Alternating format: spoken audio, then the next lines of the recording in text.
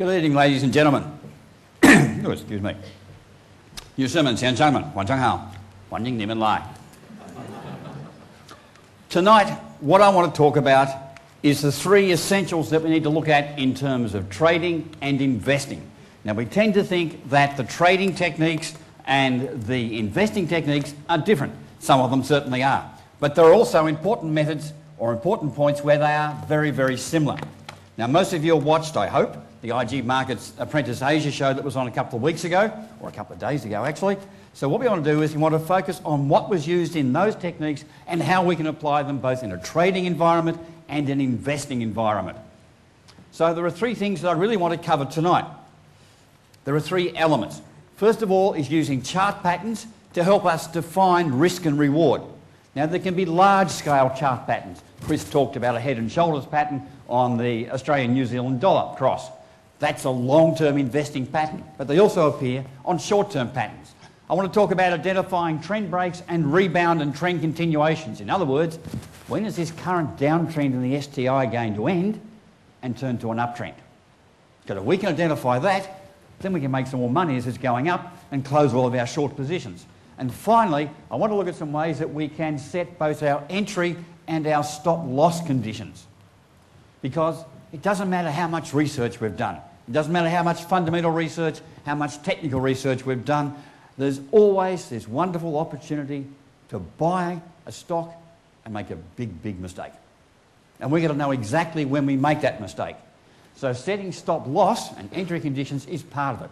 So that's three things I want to cover this evening. At the end of this, you're welcome to ask questions both of myself and of Chris, and what we'll try to do is bring it together so that you can see how these sorts of methods all combine to give you better investing and better trading results. So the first thing I want to look at is what's called chart patterns. And chart patterns, unfortunately, they're very, very good, but you either get it or you don't. One of the advantages of chart patterns is, first of all, they capture market behaviour. If you look at these chart patterns on an index in 2007, come November, January, you knew well in advance that the market was likely to collapse, number one, and number two, it was going to collapse quite dramatically. So you were selling your investments, you were selling your positions, going to cash, ready for that fall in the market. They're also used to calculate price targets, what's called measured moves. So that means that you know you can buy here and it's likely to go to this point. Or you can sell here and it's likely to come to this point here. Take some of the guesswork out of what happens in the markets. And that allows us to calculate exact risk and reward ratios. I always want to get preferably at least $3 back for every $1 that I'm putting into the market. Chart patterns develop because they are our personal behaviour extrapolated across the market. In other words, lots of people think exactly the same way as we do. We all look at the same information. We all look at the same charts. Most of us don't get to play golf with the CEO of a company. We don't get any advanced information on what's going to happen. So we're all rolling off pretty much the same information. But what we see and how we do it, we can understand the broader market, and that gives us an advantage. But pattern recognition is a skill. It's an art. I really like it, but I also recognise that a lot of people find it very, very difficult. So, for example, what I want you to do, I want you to look at this next picture and tell me what you see in it. What's in the picture? What's it a picture of? How many people can see the face, the large face that's in the picture? Please indicate. Yeah, that's about average. About 1/3 of people. Now, for those of you who can't, that's what it looks like.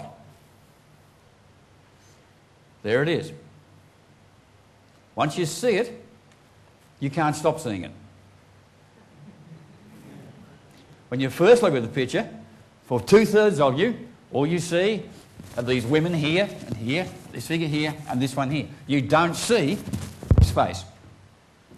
That's one of the problems with recognition on a chart. Once someone shows you what to look for, you never miss it again.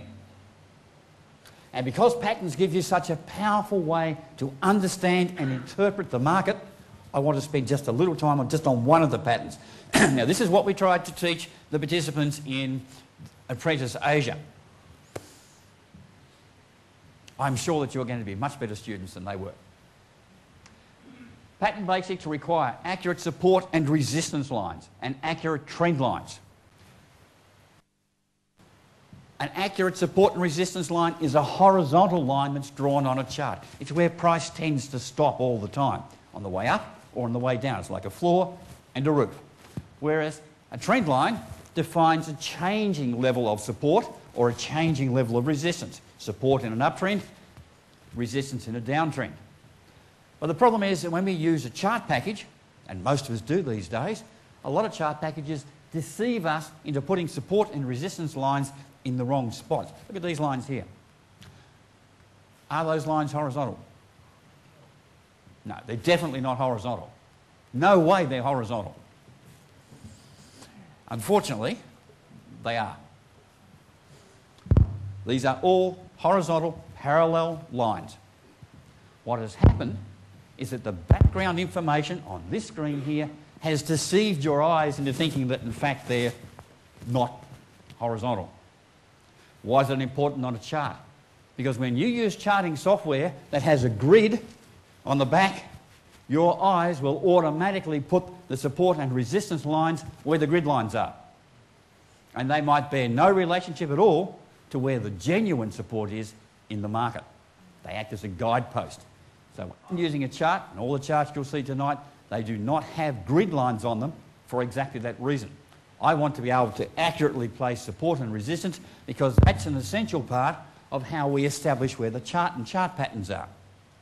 So, trend lines. Trend lines are really simple. Trend lines help us to define whether it's moving up or moving down. This is NYMEX oil, a little bit while ago, and this was described by one of the major news wire services as a clean break of a key downtrend. Who would agree? Please indicate. And remember, if you get it wrong tonight, it's no problem. You're not going to lose any money. A clean break of a key downtrend line.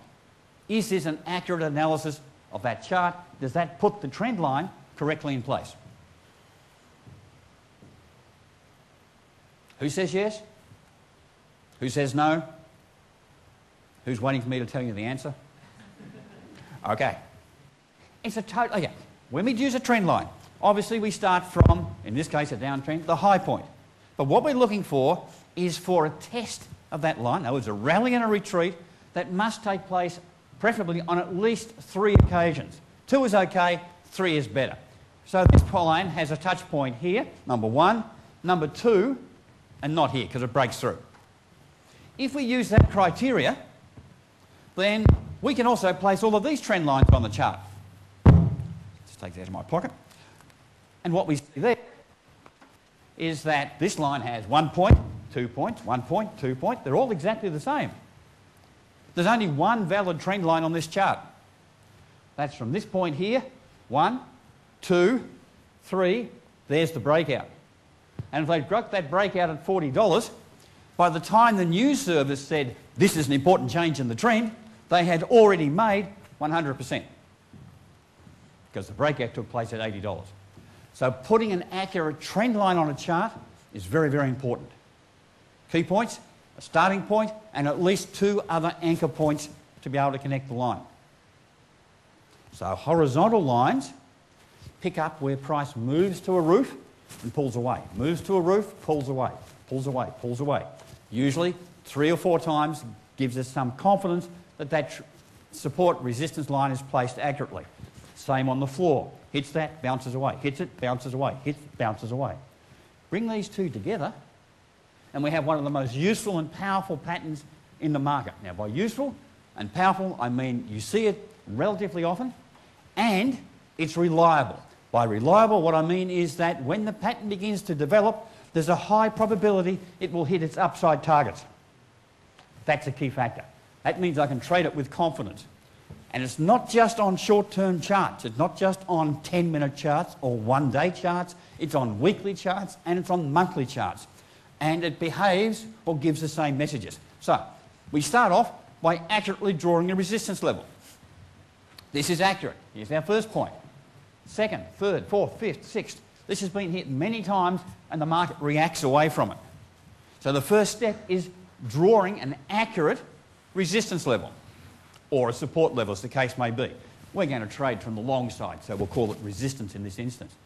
Then we need to be able to accurately place an upsloping trend line. And what we're looking for in an upsloping trend line is at least 3 anchor points. A starting point, a second anchor point, and a third anchor point that define the limits of how far price is pushing down. And in this chart, this is where we do it. From here, point 1, point 2, point 3, 4, 5 and 6. That tells us excuse me, that there is a high probability that this trend line is accurately placed, and that means that if we get a close below this trend line, then this pattern finishes. If we get a close above this resistance line, it confirms the pattern and it allows us to estimate fairly reliably how high that price movement is likely to go. For me, that's worth money. And if it's worth money in the market, that's where I want to be.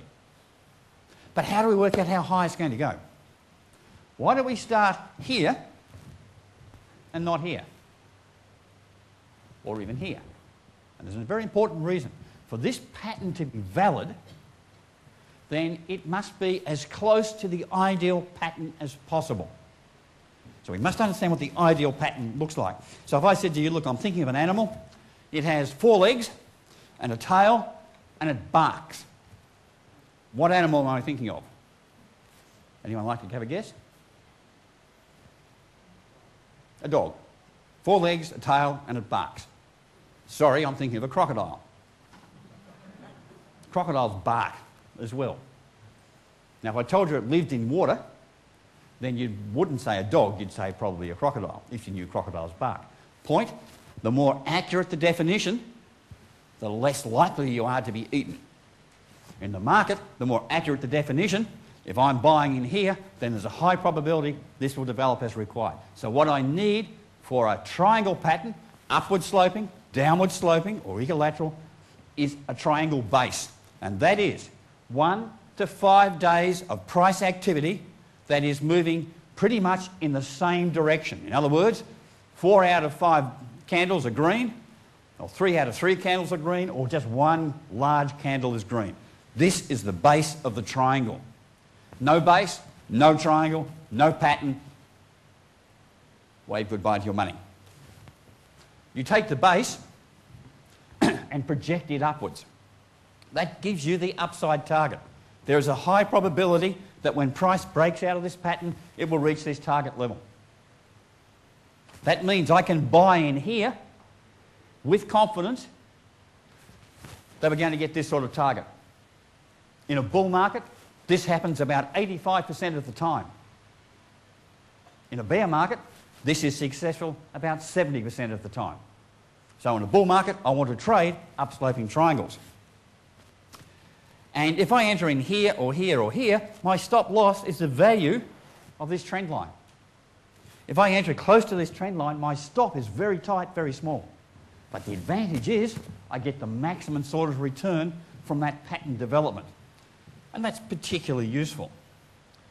We can have what's called a hanging start.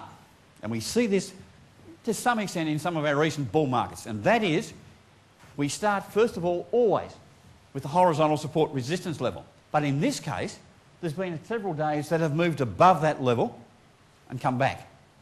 Now this horizontal support resistance, if we use the longer term chart, we might find in fact that this is confirmed on a weekly chart as well. But we can clearly see 1, 2, 3, so it's quite clear that this is the correct placement of the trend line as this pattern develops here. So where's the base? The base in this case is created by 1, 2, basically 2.5 days of price activity from here to here. This gap between this bar here or this candle and this candle is part of that pattern. So there's a solid move up here. That's our base. Measure that, project it upwards above this upper level here, and that gives you the upside target. If there is no base, there is no triangle. If there is no triangle, there is no pattern. If there is no pattern, there's no money. This is what it looks like in real life. That was a perfect example before. This is a chart that I've traded. Resistance level. Now we had a downtrend sitting through here, but then we had several days where we established this resistance level and a false breakout here. Our trend line, yeah, we ignored these 2 days here because by using it through here, grabbing most of the price action here and through here, this is a sensible placement for that trend line. Our base was created by 1 day of price activity. This is our upside target. Now, where do we get out? Because our upside target is here. This day it goes to here. The next day it goes to here. So what do? We get the calculator and go, okay, I entered here and it's gone to here and I was going to get 15.5% out of that, but if it goes to there I can get 20, and if it goes to there I can get 25, and it looks like it could go to 30, so I'll hang on to it. Not a good idea, because when these patterns collapse, they can collapse quite rapidly. So it fell back to here, and you thought, no, I should have got out. I should have got out. Oh, no, it's closed higher. I'd made the right decision. I will stay in, I will stay in. Yeah, right, okay. This stock is for my grandchildren by the time it gets to there. So the key factor with patterns, yes, they will reach their targets, but once they reach their targets, they are not what's called continuity patterns. In other words, they won't continue on to something else. They are traded just purely and simply by themselves. And they occur in multiple time frames. In other words, if we're trading a 1 minute chart, which I haven't got sitting there, then you see the same pattern traded in the same way. If each candle here is a daily candle, trade it in the same way. If this is a weekly candle, analyse and trade in exactly the same way. Now, Chris was talking before about head and shoulder patterns. From an investment perspective, some of these patterns give us a long-term advantage in the market. So, for instance, one of my favourite ones is a head and shoulder pattern. And those of you who read my column in The Edge on Friday understand you've got to believe the charts. Look at this. Here's the shoulder, here's the head, here's the shoulder. The market's trading nearly up at 5,000. There's a neckline, in other words, it connects the bottom of the shoulder through there. You take the head to there, project it downwards. There's our downside target. And you're trading up here. And you're saying, there's no way that this is going to be achieved. Maybe I'll take a few short positions, but it's just not possible for the market to collapse from here, to go from 5,000 or 6,200 down to 2,700. When in doubt, as Chris said, believe the charts. That's Shanghai Index. But you can do exactly the same with the Dow Jones. S&P, there's Dow Jones for you. Downside target again achieved and exceeded. So, patterns are particularly important. This is ANZ on a 1 minute chart, triangle, measured and used in exactly the same way. And this isn't actually the stock, this isn't the screen that's supposed to be up and running at this point in time, but it doesn't matter. Okay, so patterns give us one way of trading the market. Not everyone is comfortable with it. What we really want to try and do in most of our investing or trading is understand when a downtrend is finished and about to change to an uptrend, or when an uptrend is finished and about to change to a downtrend. So we're looking for trend breaks, down to up to down, or trend continuation. So is the pullback in the STI at the moment a change in trend, or is it part of just a retracement within an existing uptrend that's going to continue? In other words, should we be buying in the next few days, or should we be continuing to sell? How do we understand the difference? For me, the key information I want comes from moving averages. Now, people will often talk about using two moving averages. Here I've got a 10 and 30-day exponential moving average, and they say when the 10-day moving average crosses the 30-day moving average, the market's going to go up. Or we can develop a golden cross. A golden cross is a wonderful thing. It has three moving averages. And what happens is you lose a lot of gold and you get very cross when it's wrong. Doesn't help us. Moving averages in themselves don't tell us enough about the information. Here's a moving average crossover. That's successful. What about this one? Didn't work.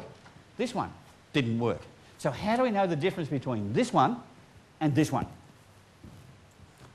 To do that, what we have to do is understand some of the structure of the market. Now, I use a Guppy multiple moving average combination. You saw this the other night if you're watching Apprentice Asia.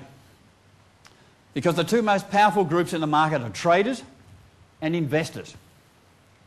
Traders are young, successful, and have lots of money. Investors are old, slow, and have lost a lot of money. They're the longer term group. Slower to act.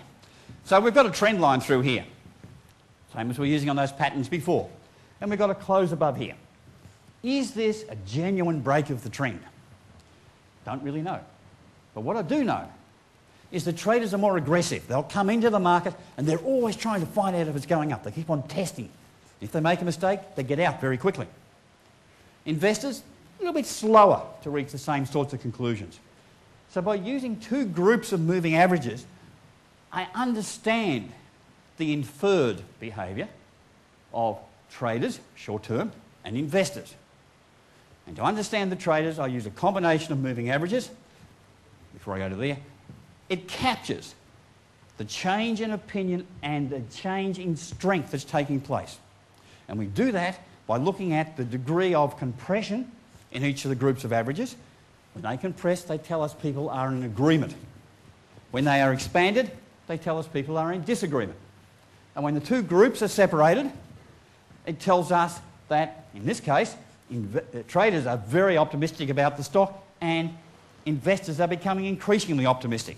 So it's safer and safer to buy in here for a continuation of the trend.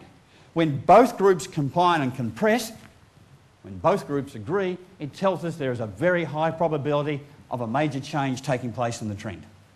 So, how do we all reach our decision about what stock or index or currency to buy? We don't live in a HDB flat, halfway between floor 13 and floor 15, where the lift stops at the wrong floor. We don't sit there without TV, without radio, without a handphone. Our opinions about a stock or an index or the market are formed by many, many different factors. Stock advisory sheets to clients, fundamental analysis, technical analysis scanning, market reports from CNBC. You can catch me on Wednesday morning, by the way, on Squawk Box. Popular investment magazines, brokerage reports from IG Markets. We're all working with exactly the same information.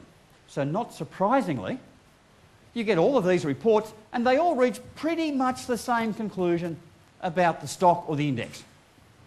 Most of them. And they say, this is worth buying at $7.50. So, how do traders think about that? Remember? And we track them with a 3, 5, 8, 10, 12 and 15 exponential moving average. $7.50. You believe me that this stock is really worth buying at $7.50? You don't buy it tomorrow, you're going to miss out on the fortune that's going to recover all your losses from 2008, 9 and 10 combined. Believe me, trust me, I'm a trader. $7.50. Who's going to buy this stock at $7.50 tomorrow? Please indicate. Oh, I can see your investors. Okay. Who'd be prepared to pay $7.55, $7.60 to get the stock? Remember, you can make as many mistakes as you want tonight, you're not going to lose money.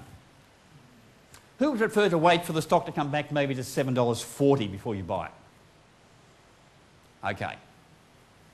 You're the people who go to Geelong because it's about 10 cents cheaper in Geelong to buy stuff than it is in Singapore, even though you can only go with half a tank of fuel.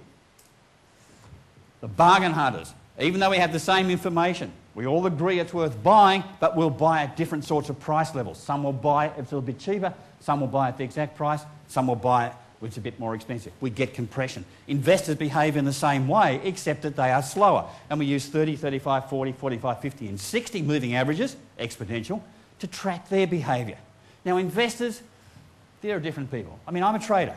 When I decide to buy a stock, the only person I have to tell is my wife, eventually. Doesn't have to know immediately. If it's successful, I'll tell her. If not, you know, it doesn't need to know that information. But if I'm an investor, I've probably got a committee I've got to talk to. I've got to go and convince other people to buy it. We should be buying this. We should be buying Keppel Corp. We must be there.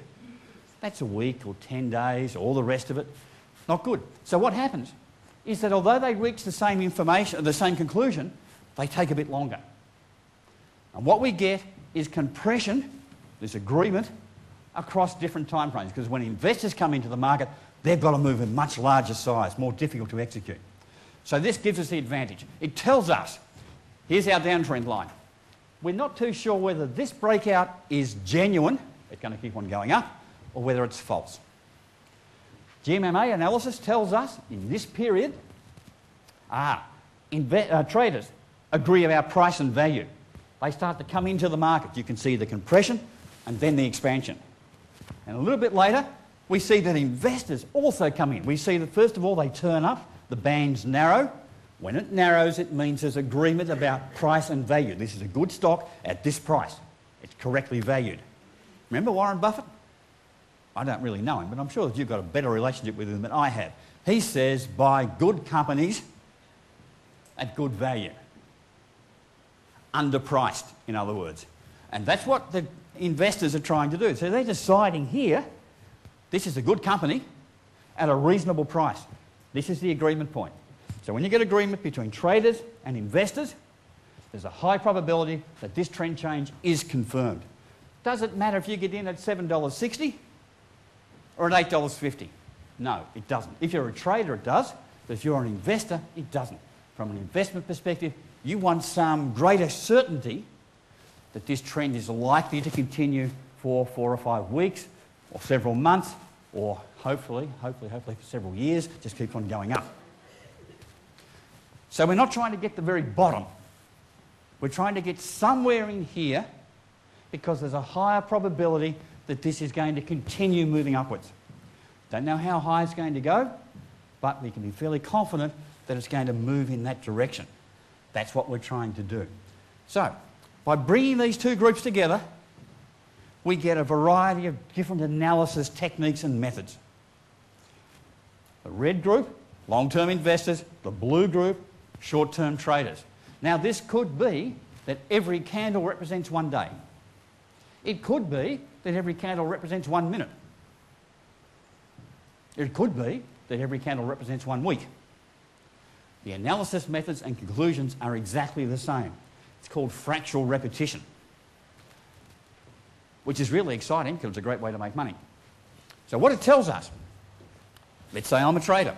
I see this first attempt here. It's a breakout test. I don't trade this. It's unlikely to succeed because this long-term group is widely separated. It tells me as soon as price goes up, investors are likely to be selling down into it, pushing the price down. So not much chance of success here. Then we get another breakout test and we get a move above this level. Now it may be a break of a trend line as well, but notice that the long-term group in this area has begun to compress. Some of the investors have stopped selling. They're not buyers, but they're not sellers. So that's showing up as compression in that long-term group. So I can buy this breakout with a reasonable degree of confidence that this is likely to continue. Not 100%, but a reasonable degree of confidence. I can buy a breakout retest. In other words, price has gone up, it comes back, retests the long-term group, and then moves up again. It doesn't move below this. This tells us that this change here, that investors have come into the market as buyers. Here, they stop selling. That shows by that compression. This expansion that begins to take place shows us investors are coming in as buyers. As price comes down, they say, this is an opportunity for a long-term position. So as a trader, I can buy in here with a lot of confidence that this is likely to continue upwards. As an investor, I can also buy in here with confidence that that's likely to continue moving up in the longer term. So we use it to understand the behaviour of other groups. Here's a longer term chart. This is, I can't remember what this one is, but it was very profitable. Very long, solid, straight. All the investors just supporting this trend. Wonderful people. I love investors. Without you, I can't make any money. I need a safety cushion underneath so that when price comes back here, I can very, very safely enter into this trend because you're going to protect me. You're like an airbag on a car. I'm not going to crash. I know there's a high probability of a rebound. Back in here, here's another opportunity. You just come and give me money. Thank you, thank you. Go and say it, go and say it. I'm into here. Same here. Am I worried about buying in here? No, not at all. Because this separation here tells me that investors are still buyers. They're not sellers. All the way through here. Eventually, this long-term group begins to compress. Once it starts to compress, it tells me that some investors are becoming sellers. So when you get this pullback here, there's less chance of it continuing to bounce and continue. Now, if you're an investor, you have two questions. The first question is, you're an investor. Why didn't I buy here when it was quite clear that this trend? Why didn't I buy here? That's the second question. Because this chart has been available for everyone to see for the last 3 or 4 years. And it tells you very clearly that there was strong investment support for this particular stock. You could buy anywhere in this period and ride this from about $56 through to about $74. This is not an antidote to insomnia. You're not going to lie awake at night worrying about what's happening with this stock. You can sleep easily. It's a good, solid underlying trend, and you know this because of that long-term group is widely separated that tells us it has long-term investment support. It's a key factor. So, we've decided this thing's going up in the long term. How do we decide how to enter? Now, if you're really adventurous, what you simply do is you say, yes, I'm going to buy this stock. And you ring up your broker and say, buy. I don't care what price I pay, just buy. And then you go out and you go bungee jumping or jump out of aeroplanes with parachutes and so on. Don't know. That's a very risky way of doing things. What I prefer to do is say, yes, this is a trend breakout or this is a mid-trend entry. I want to buy, but I want to buy at a price that allows me to manage my risk. Because the first thing I know from experience is that just when I'm feeling most confident in the market, that's the time when I'm most likely to be absolutely wrong. And it doesn't matter what I do. Eventually my wife finds out. And I don't really want that to happen. So I've got to set a stop loss. And the understanding of an idea of a stop loss or protect profit, a stop loss is designed to tell us when we've made a mistake. It's got nothing else to do. It simply tells us, you didn't do the analysis correctly, the market's not behaving the way you thought it was, you've made a mistake, get out now before you lose your grandchildren's inheritance. Remember, no one says you buy here and you have to hold on all the way down to here. You can get out. It's simple. Click the mouse button, sell. Ring the broker, sell. Get someone else to do it for you. Go to your partner and say, I'm sorry, I just lost $1,000 today in the last 30 seconds. Can you do something? She'll sell it for you. That's no problems. Get out. You don't have to stay in. The stop loss helps you to define when you've made a mistake. Now, I use what's called a Guppy countback line. And it defines the trend behaviour using price volatility. Let's not get too complicated about all of this. What it boils down to is simple. What I want to know, first of all, is how much movement is normal. Remember the good old days? That's before 2007. Good old days, you'd look at the market, and if the market moved, the Dow Jones index moved 3% overnight, then the first thing you did is you make sure that every window and every tall building was locked. Because otherwise people would be jumping out because 3% was so volatile. Now, 3%, no one's worried about it. We can see 4, 5, 6% overnight moves. Not a problem. So what I want to know, for any stock or index, how much movement is normal? This is okay. How much is abnormal? When do I need to worry? When do my knuckles need to go white on this particular ride? Countback line helps me to do that. So first of all, I've got a downtrend line in place. What I'm looking for is a close above the downtrend line. That's usually a bit of an indication that the trend may be changing. Problem is, too many false signals. Now this applies both to traders and to investors. We may have that 10 and 30 day or triple average moving average crossover. Also, too many false signals. False signal means it says walk, but unfortunately the signal for the truck doesn't say stop and you get run over. So you want confirmation. You want confidence the signal's correct. Countback line does it. So what I do is I look at the volatility over the last 3 significant periods, not 3 days. 3 days on this chart, but 3 significant periods. And what I say is that what I need is first a break above this downtrend line and then a close above this volatility bar, this countback line. And the position of this line will change depending on how the volatility changes in the market. That's why we say it's self-adjusting. And I enter on the next day. Doesn't matter what the price is, I want to get in here. So it just gives me a mechanism, a way of deciding what is a reasonable price to pay when I've decided to enter this stock as a new uptrend begins. Or this may be a situation where there's a solid uptrend in place, GMMA shows you that, and you've got a retreat that's taken place and a rebound. Where do I buy the rebound? This helps me to get in. It gives me a method to decide what is a reasonable price to pay and a higher level of guarantee that this rebound, this trend change, is likely to continue. Because you see, I'm a trader. I'm not a gambler. If I want to go to gambler, I go to MBS. Look at MBS.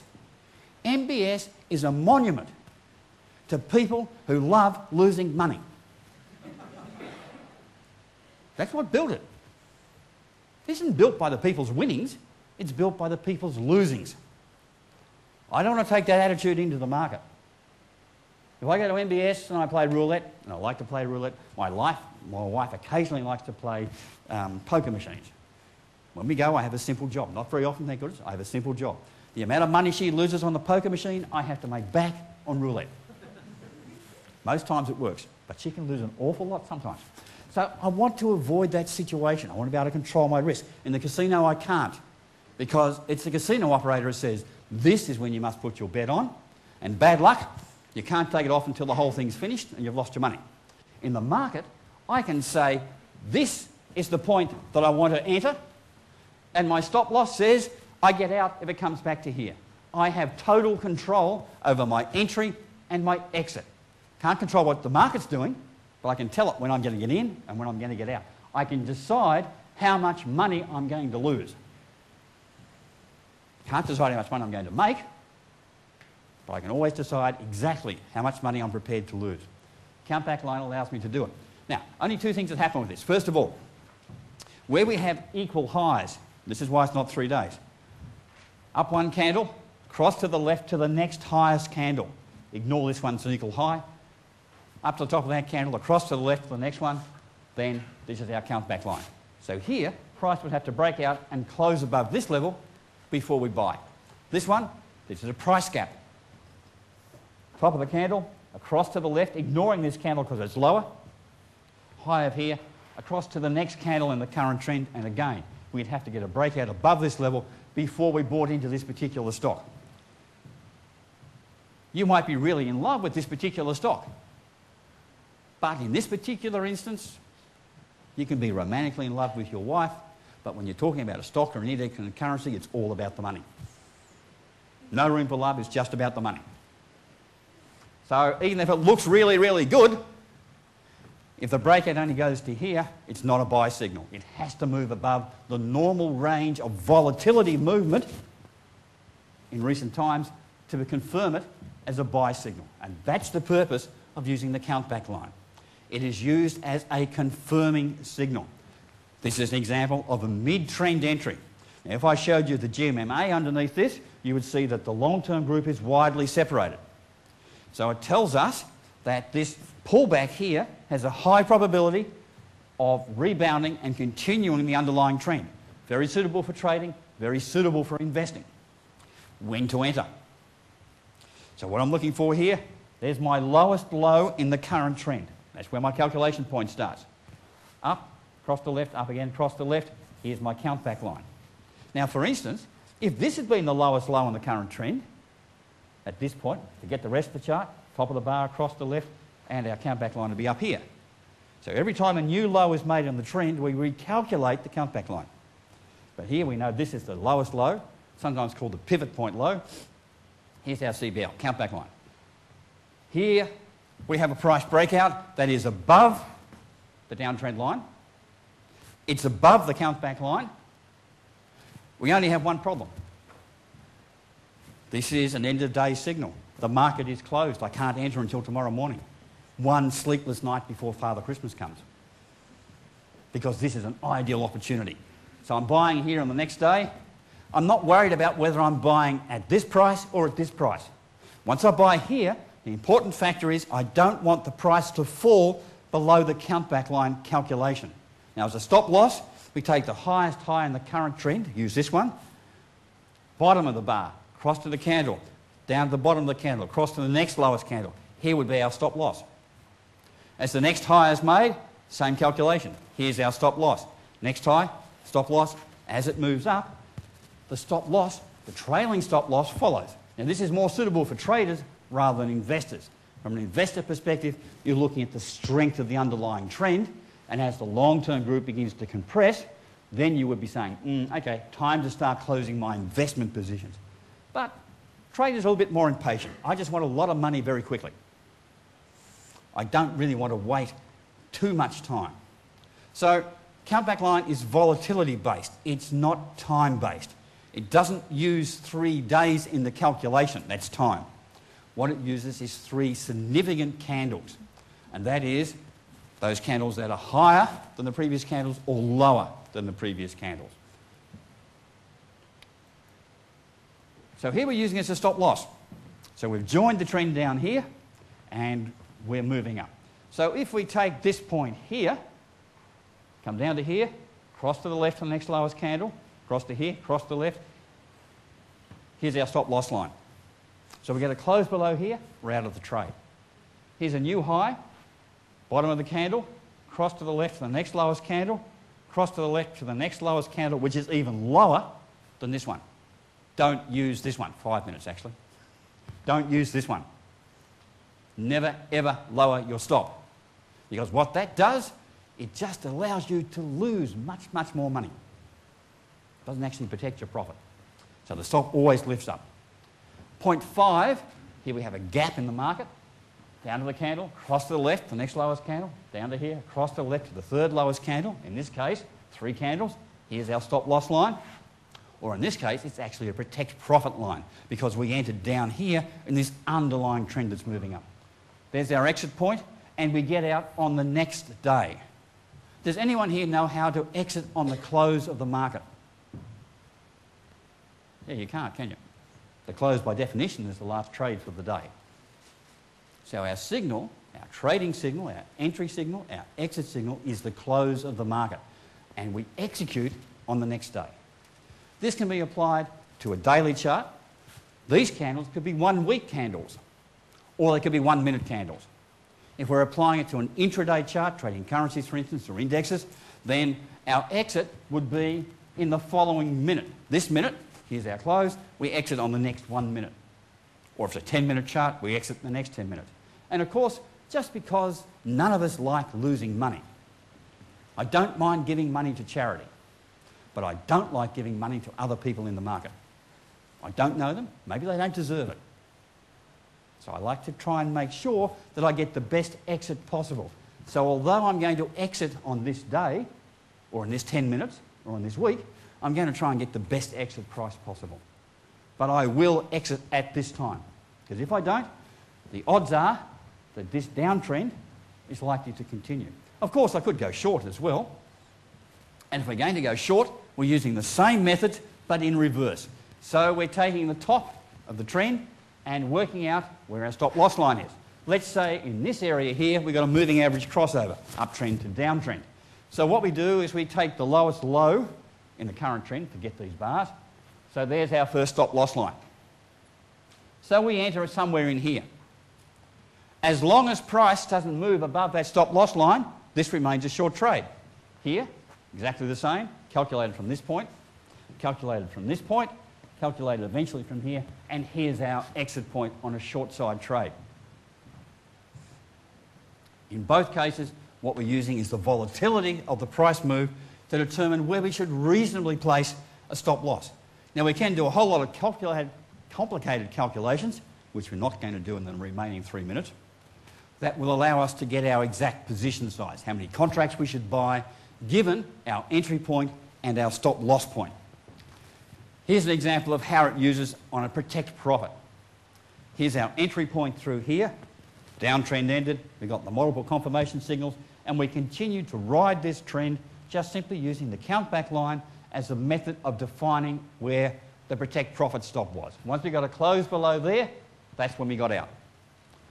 It captures the bulk of the trend, not the very bottom, not the very top, just the really meaty, chunky bit in the middle.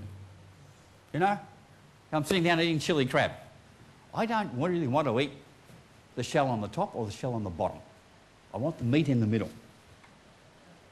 When I'm investing or trading, it's exactly the same thing. I don't want the hard bits at the top and the bottom. Just give me the meat in the middle. A bit of gravy on the side's okay as well. That's what we're trying to do in this situation. So, if I can summarise, and I have 2 minutes to do so, survival. We use chart patterns to define the risk and reward. If you can teach yourself to recognise chart patterns, then you'll have a whole range of trading techniques that are high reliability, low risk. Given my preference, that's what I'll always trade. When I look at a chart, the patterns just stand out. The little sign that says money available here. I just take it. But if you're not so good at identifying patterns, you have to use these other methods. Identify the trend breaks and the rebound continuation, in other words, coming down and rebounding for a trend continuation. Use the GMMA to understand what other people are telling you in the market. And use the count-back line to set your entry and stop loss conditions. Exact point to get in and where your exit point is. And your maximum risk should be 2% of your total trading capital. Now, as we talked about before, I'm not a licensed investment advisor. What I've talked about tonight is purely for your education. It's a way to improve your trading on the stocks or the indices or the currencies or the crosses or the CFD trading that you want to do. Thank you very much for your time and attention, and now we'll take some questions.